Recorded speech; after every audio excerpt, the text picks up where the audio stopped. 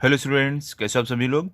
आज हम इस वीडियो में हमारा ईवीएस 1 का चैप्टर 22 जिसका नाम है ग्रोथ एंड पर्सनैलिटी डेवलपमेंट, इसका हम पार्ट 2 करने वाले हैं, जो मैं आपको यहाँ से कराऊंगा। ठीक है। और इसके पहले का जो हमारा पार्ट है इस चैप्टर का, यहाँ तक मैंने पार्ट 1 में एक्सप्लेन कर दिया है। अगर वो आपने नहीं देखा तो देख लो, इसका लिंक आपको कमेंट सेक्शन, अगर वहाँ नहीं तो डिस्क्रिप्शन बॉक्स में रहेगा पार्ट 1 करके, वहाँ से आप देख सकते हो। ठीक है। लेकिन इससे पहले अगर आप हमारे चैनल पर नए हो तो चैनल को सब्सक्राइब करो और बेल आइकन को प्रेस करो, ताकि आपको हमारे नए नए वीडियोस मिलते रहे। और इसी वीडियो के कमेंट सेक्शन, अगर वहाँ नहीं तो डिस्क्रिप्शन बॉक्स में मैंने एक प्लेलिस्ट का लिंक दिया है 5वीं क्लास का, जिस पर आप क्लिक करोगे तो आपको हमारी 5वीं क्लास के सारे वीडियोस मिल जाएंगे। ओके, तो चलो स्टार्ट करते हैं। देखो हमारे यहाँ पे हमारा टॉपिक क्या आगे, हेरिडिटी। देखो हेरिडिटी मतलब क्या होता है, मतलब कि जो अब उसको वंशज, मतलब जो वंश में मिलता है ना, उसको हेरिडिटी बोलते हैं। ठीक है। तो देखते हैं क्या दिया गया यहाँ पे। How tall does one grow. देखो यहाँ पे क्या बोल रहे हैं कि जो एक इंसान कितना लंबा होता है, कितना वो लंबाई तक बढ़ सकता है। ठीक है, वो हम देखने वाले हैं। चलो देखते हैं। You know that our height grows till we are about 18 years old. क्या बोल रहे हैं कि आपको पता है हमारी हाइट ग्रो होती है, मतलब बढ़ती है 18 साल तक। ठीक है, जब तक हम 18 साल के होते हैं तब तक हमारी हाइट बढ़ती है। Think of people you know who are 18 और ओल्डर। क्या बोले, थिंक मतलब क्या, सोचना, नो मतलब जानना। तो देखो यहाँ पे क्या बोले कि ऐसे लोगों के बारे में सोचो जिसे आप जानते हो कि वो 18 साल या उससे बड़ा हो। Of this people how many are very much taller और शॉर्टर देन देयर पेरेंट्स। अब क्या बोले कि इनमें से, इन लोगों में से कौन से लोग अपने पेरेंट्स से, मतलब अपने मम्मी डैडी से लंबे हैं, और कौन लोग अपने मम्मी डैडी से हाइट में छोटे हैं।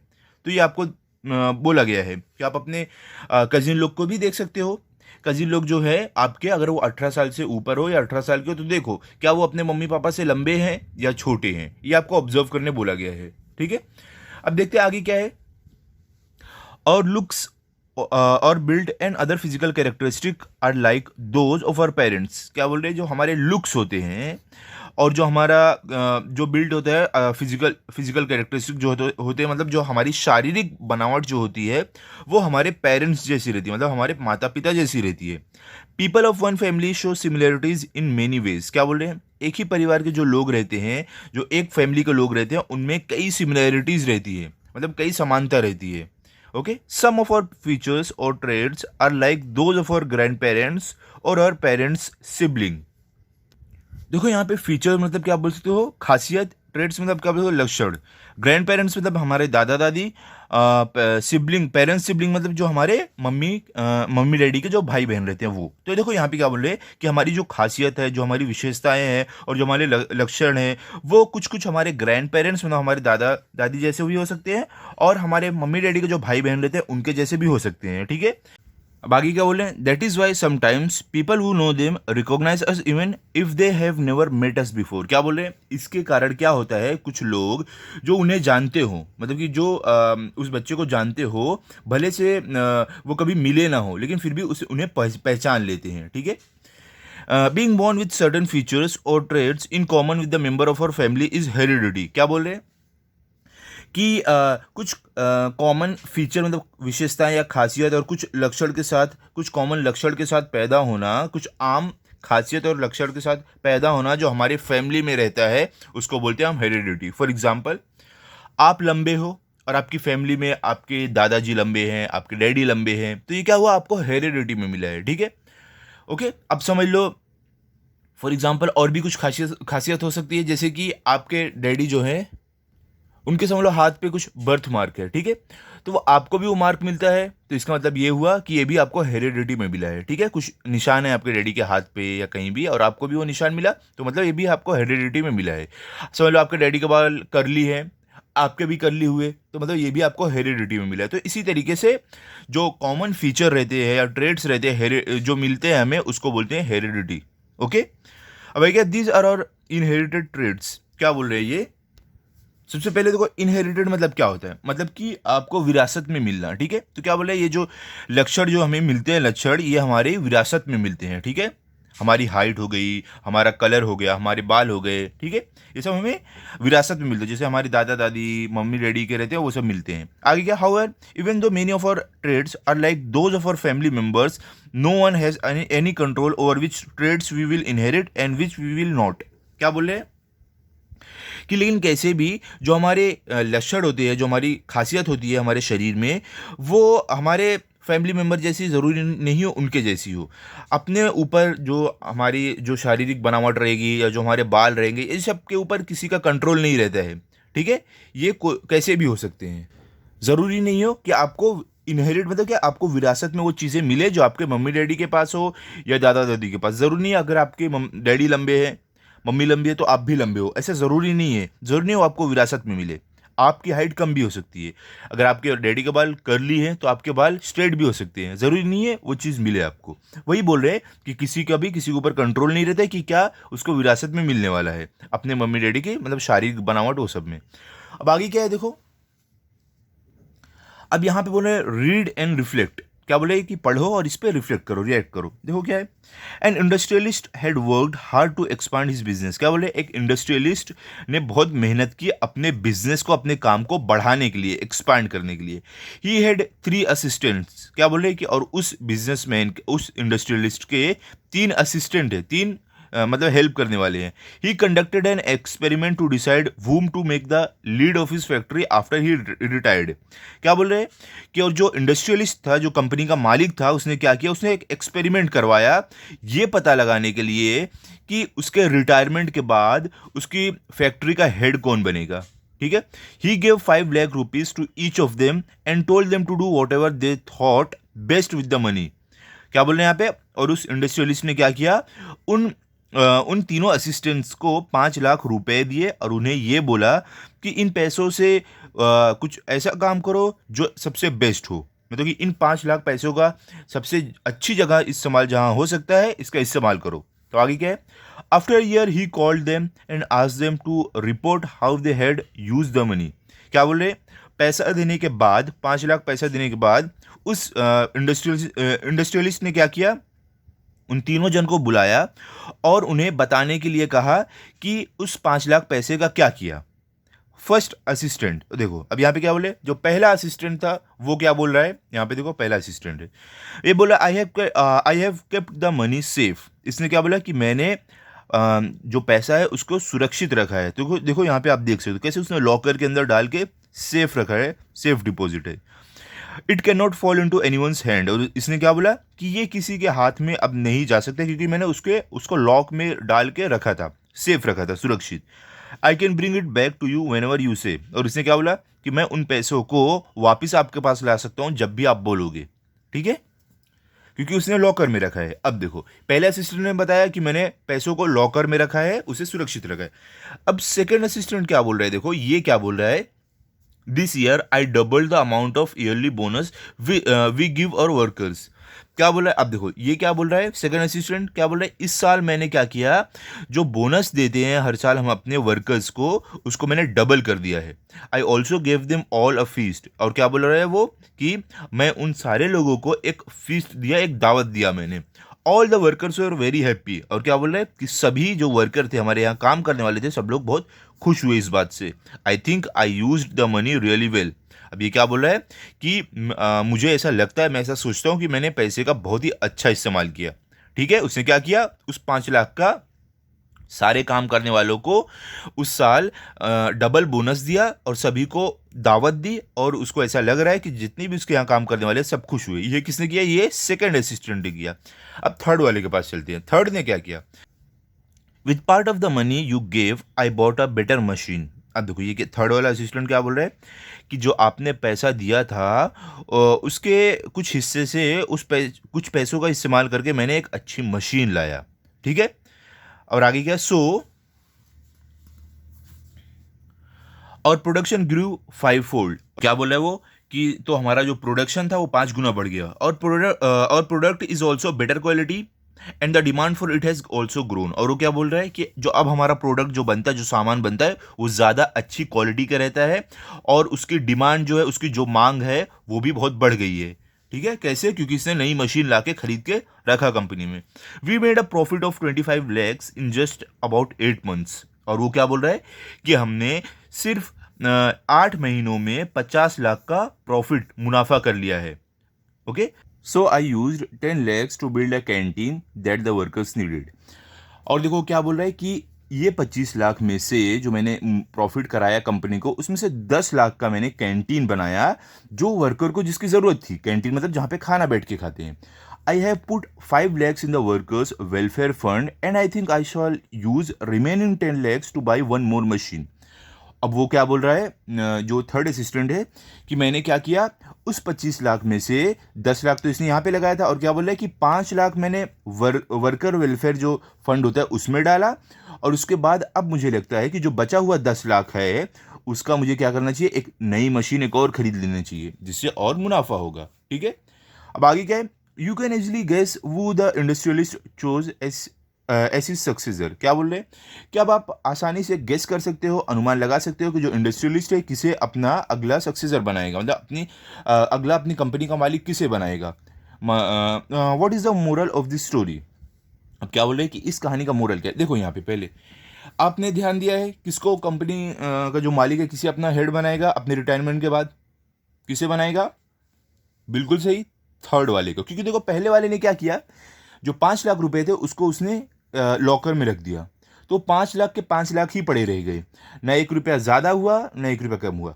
और दूसरा जो असिस्टेंट था उसने क्या किया, उसने उस पैसे को क्या किया, बोनस दिया, और वर्कर लोग जो थे उनको दावत दी, खाने पे बुलाया। ठीक है, तो ये सेकंड असिस्टेंट ने थोड़ा अच्छा काम किया है, लेकिन उतना भी अच्छा नहीं किया। उसने उस पैसों का यूज़ करके और ज़्यादा पैसे नहीं बनाए कि और ज़्यादा अच्छा इस्तेमाल कर पाए। लेकिन तीसरा जो असिस्टेंट था उसने क्या किया, उस पैसे की मशीन लाया, और उसने उस मशीन से कंपनी का फ़ायदा करवाया, और उस फ़ायदे से जो उसे प्रॉफिट हुआ 25 लाख का, उसमें से 10 लाख उसने वर्कर लोग को कैंटीन बना के दिया जिसमें वो बैठ के आराम से खाना खा पाए, और उसमें से 5 लाख उसने वर्कर लोग के वेलफेयर फंड में लगाया। ठीक है, जिसमें वर्कर लोग को पैसा मिलता है, और उसके बाद जो बचा 10 लाख उससे वो और एक मशीन लाएगा जिससे कंपनी को और भी ज़्यादा फायदा होगा। तो देखो जो तीसरा असिस्टेंट था इसने ही सबसे अच्छा काम किया, इसके लिए ये अब जो कंपनी का मालिक है तीसरे असिस्टेंट को वो अपना कंपनी का हेड बनाएगा रिटायरमेंट के बाद। ओके, चलो अभी आगे चलते हैं। अब यहाँ क्या है, फॉर बेटर पर्सनल डेवलपमेंट। क्या बोल रहे हैं कि अपने पर्सनल डेवलपमेंट के लिए और अच्छे पर्सनल डेवलपमेंट के लिए क्या होता है, क्या करना चाहिए। क्या बोला, we inherit ability to learn many skills. क्या बोल रहे हैं कि हमें बहुत सारी विरासत में एबिलिटी जो खूबी रहती है वो मिलती है। ठीक है, the growing age is the time to recognise this abilities and to develop our skills. क्या बोल रहे हैं कि जो हमारी बढ़ती हुई एज रहती है, उम्र रहती है, उसी टाइम हम अपनी एबिलिटीज़ को, अपनी खूबी को पहचानते हैं, रिकॉग्नाइज करते हैं, और हम अपनी स्किल्स जो अपना हुनर रहता है उसे डेवलप करते हैं। Developing our skills help us to live an independent, useful and enriching life. क्या बोल रहे हैं कि अपने स्किल, अपने हुनर को डेवलप करने से क्या होता है, हम इंडिपेंडेंट मतलब कि आत्मनिर्भर रह सकते हैं, यूजफुल एंड एनरिचिंग लाइफ, और उसके बाद हम अपनी हंसी खुशी ज़िंदगी जी सकते हैं। ठीक है, किसी पर भी हम निर्भर नहीं रहेंगे अगर हम अपने अपने हुनर को क्या करेंगे, डेवलप करेंगे, बढ़ाएंगे तो। ओके, अब देखो जो एक पढ़ा लिखा इंसान रहता है, अच्छे से जॉब कर सकता है, तो कैसे रहता है, वो अपने ऊपर निर्भर रहता है, उसको किसी दूसरे की ज़रूरत नहीं रहती है कि कोई और उसे लाके पैसे दे, कोई और उसको खिलाए पिलाए, नहीं। लेकिन जो इंसान पढ़ा लिखा नहीं रहता है, या तो आप बोल सकते हो जो इंसान कोई काम धाम नहीं करता है, तो वो दूसरों पर निर्भर रहता है। जिसको कोई भी हुनर नहीं है, जब कोई हुनर आएगा ही नहीं तो काम कैसे करेगा, तो वो दूसरों पर निर्भर रहता है, अपने लाइक अपने डैडी पर या तो किसी और पर। तो कैसे, अभी समझ लो जो गरीब लोग रहते हैं क्या करते हैं, वो लोग सिर्फ भीख मांगते हैं, तो मतलब दूसरों पे निर्भर है ना, वो काम कर सकते हैं। ठीक है, तो उनके अंदर भी कुछ हुनर उन्हें डेवलप करना पड़ेगा ताकि वो काम करे और दूसरे पर निर्भर नहीं रहे, खुद से काम करे, खुद खाए। ठीक है, अब आगे क्या है, अ गुड डाइट मतलब कि एक अच्छा खाना, एक अच्छी खुराक। You know that food is necessary for growth. क्या बोल रहे हैं कि आपको पता है खाना ज़रूरी है बढ़ने के लिए। However, in certain circumstances, a growing child does not get the various food constituents in adequate portion. क्या बोल रहे हैं कि लेकिन कैसे भी कुछ सर्कमस्टेंसेज में, मतलब कि कुछ हालात में जो एक बढ़ता हुआ बच्चा रहता है उसको वो सारे खाने की कॉन्स्टिट्यूएंट नहीं मिल पाती है, मतलब कि उसे वो खाने की जो पोषण जो उसे चाहिए वो उसे नहीं मिल पाता है अच्छे अमाउंट में। तो क्या होता है, this lead to malnutrition affecting the growth of that child. For example, a person does not grow as tall as they would have been. क्या बोले। और जब खाना अच्छे से नहीं मिलता है तो उससे क्या होता है, माल न्यूट्रिशन होता है, मतलब उस बच्चे को अच्छे से न्यूट्रिशन नहीं मिल पाता है। उससे क्या होता है, उस बच्चे की ग्रोथ पर अफेक्ट पड़ता है, असर पड़ता है, वो बढ़ नहीं पाता है। फिर जैसे कि एग्जाम्पल के तौर पर अगर एक बच्चे को अच्छे से नहीं खाना मिले तो उसे जितना लंबा होना चाहिए वो उतना लंबा नहीं हो पाता है, ठीक है। Even if such a person gets a good diet later on, it is of no use for the growth of body. क्या बोल रहे हैं, लेकिन बाद में अगर उस बच्चे को खाना दिया जाए जितना उसे चाहिए, अच्छे से खाना दिया जाए, तब वो बच्चा वैसा नहीं बढ़ पाएगा जैसे वो बढ़ना चाहिए था, ठीक है। मेन जो खाना रहता है वो बचपन में मिलना चाहिए, तभी बच्चे को शरीर रहता है अच्छे से बढ़ पाता है। ओके, इसके लिए आप बचपन में अच्छे से खाओ, बाहर की चीज़ नहीं, घर की चीज़ें खाओ, ठीक है, नहीं तो आपकी हाइट कम रह जाएगी। अब आगे देखते हैं क्या है, other factor that support growth and development. क्या बोल रहे हैं कि दूसरे फैक्टर्स, जो दूसरी चीज़ें जो हमारे ग्रोथ और हमारे डेवलपमेंट को सपोर्ट करते हैं, ठीक है। क्या है, along with nutritious food, adequate exercise is also necessary for growth and development. क्या बोल रहे हैं कि पौष्टिक खाने, न्यूट्रिशियस फूड मतलब पौष्टिक खाने के साथ अच्छे से एक्सरसाइज करना, व्यायाम करना भी ज़रूरी है हमारे ग्रोथ और हमारे डेवलपमेंट के लिए। Lack of exercise also affects growth adversely. क्या बोल रहे हैं कि कम एक्सरसाइज की करने की वजह से हमारी जो ग्रोथ है उस पर बहुत बुरा असर पड़ता है, ठीक है।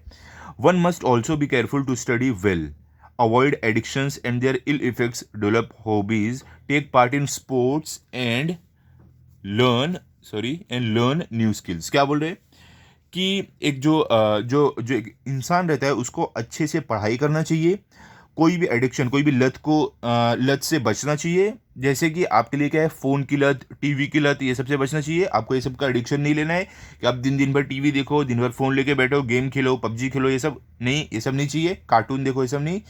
आप टाइम बना लो, टाइम टाइम से पढ़ाई करो, टाइम टाइम से टीवी देखो, टाइम टाइम से अपना खाना भी खाओ, ठीक है। और क्या है, डेवलप हॉबीज़, आपको अपना हॉबीज़ डेवलप करना है, खेलने की कुछ, या तो कोई डांस की या सिंगिंग की, जो भी हॉबी आपको अच्छी लगती है वो करना है। और आपको स्पोर्ट्स जो खेल रहे थे उसमें पार्टिसिपेट करना है, और आपको नई नई चीज़ें सीखना है। ये सबसे आपका ग्रोथ और डेवलपमेंट अच्छे से होगा।